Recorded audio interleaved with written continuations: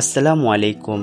চট্টগ্রাম বারুলিয়ার অন্যতম একটি আউলিয়া হচ্ছে হযরত শাহ সুফি মোহসেন আউলিয়া রহমতুল্লাহ আলাইহ।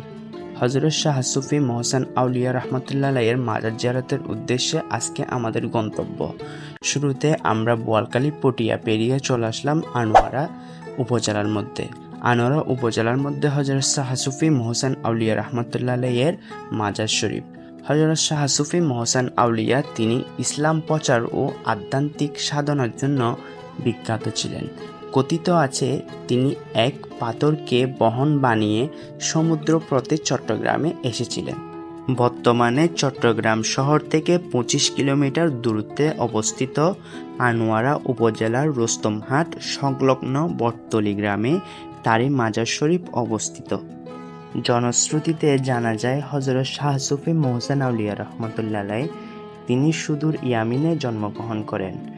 তিনি নিজের পিতা থেকে পারিবারিক শিক্ষা, প্রাথমিক শিক্ষা গ্রহণ করেন।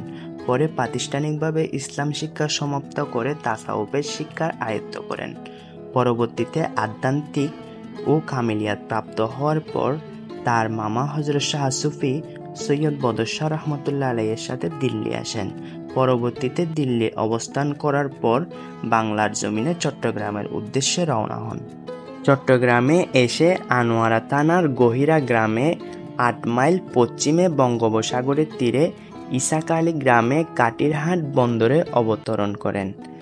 ইসলাম প্রসার ও দলে দলে মানুষ ইসলাম ধর্ম গ্রহণ করে। সেখানে গড়ে ওঠে বারুলিয়ার আস্তানা। পরবর্তীতে তা সমুদ্র গর্ভে বিলীন হয়ে যায়। কিছু সময় সেখানে অবস্থান করার পর মামা বাগিনা কর্ণফুলীর উত্তর তীরে বর্তমান চট্টগ্রাম মূল শহরে চলে আসেন। পরবর্তীতে শাহ বদর পাট্টিতে বদর আউলিয়া আস্তানা করলেও হযরত মোহসেন আউলিয়া সঙ্গ নদীর উপকূলে জিয়রি গ্রামে বসতি স্থাপন করেন। তৈরি হয় আস্তানা।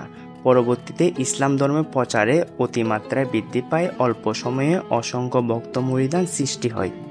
হযরত শাহ সুফি মোহসেন আউলিয়া রহমতুল্লাহ আলাইহ জিয়রি গ্রাম আনোয়ারা থানার মধ্যে চয়ে আষাঢ় পদ্মা করেন। তারই ধারাবাহিকতায় প্রতি বছর চয়ে আষাঢ় হযরত শাহ সুফি মোহসেন আউলিয়া রহমতুল্লাহ আলাইহের উরসে মুবারক পালন করা হয়। আজকের ভিডিও এতটুকু, দেখা হবে অন্য ভিডিওতে। আসসালামু আলাইকুম।